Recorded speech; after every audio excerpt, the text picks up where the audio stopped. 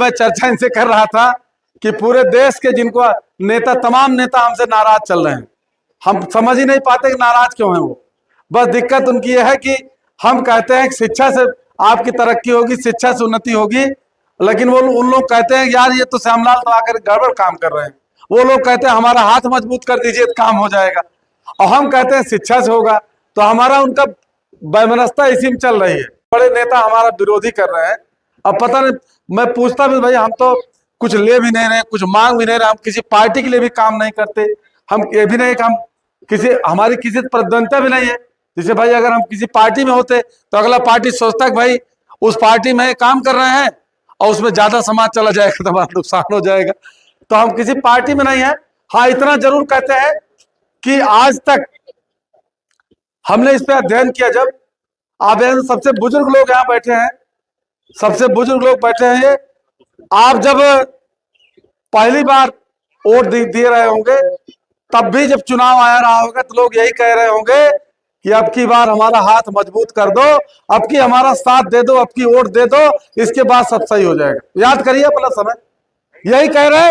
और उस समय भी आपने यही मान करके वोट दिया था कि बस बस अब जो बीत गई, अब किस मामला हमारा सब सही हो जाएगा। अब याद करिए उस बात को, लेकिन सही नहीं हुआ, आज भी सही नहीं हुआ।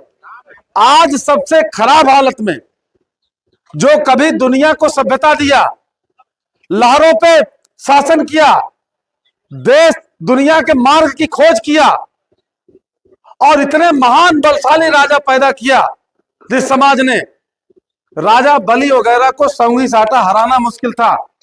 मतलब कि आमना सामना उनको हराया ही नहीं जा सकता था। तो छल का प्रयोग किया गया, धोखे का प्रयोग किया गया।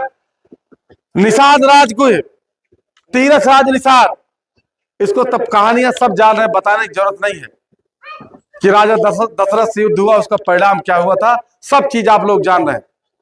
तीरथ राज निषाद और राजा दशरथ में जब युद्ध हुआ उसका परिणाम आप लोग जान रहे हैं। हम उस पर नहीं जा रहे हैं, ये सब चीजें आप सब जान रहे हैं।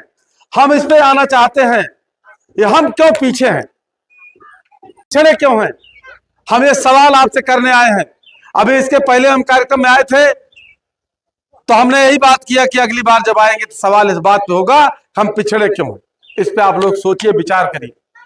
आप देखेंगे जब बहुत सारे लोग कहते हैं कि हम पिछड़े हैं, हमारी बुद्धि कम है, दिमाग कम है। मैं आपको बता दूं, आपके अंदर, आपके बच्चों के अंदर वो जीन है और डीएनए है। ये महान बलशाली राजाओं का डीएनए इनके अंदर हमने टेस्ट किया है। ये कहीं से कमजोर नहीं है। लेकिन सबसे बड़ी समस्या आपकी है कि आज ये कलम युग है, आज ये शिक्षा का युग है, कलम का युग है। तीर तलवार का युग नहीं रहा, ये कलम का युग है। पंडित जी लोग कहते हैं घोर कलयुग चल रहा है। श्यामलाल मलाह कहता है कि घोर कलम युग चल रहा है। और कलम युग में जो कलम की ताकत नहीं जानेगा, जिन लोगों ने कलम की ताकत को जान लिया वो आगे बढ़ गए, वो आगे निकल गए। आप लोग कलम की ताकत आज भी नहीं जान पा रहे हो। और इसमें दोष बच्चों का नहीं है, दोष आपका भी नहीं है। बस समस्या यह है कि आज भी आप अंधविश्वास पाखंड में फंसे हुए हो।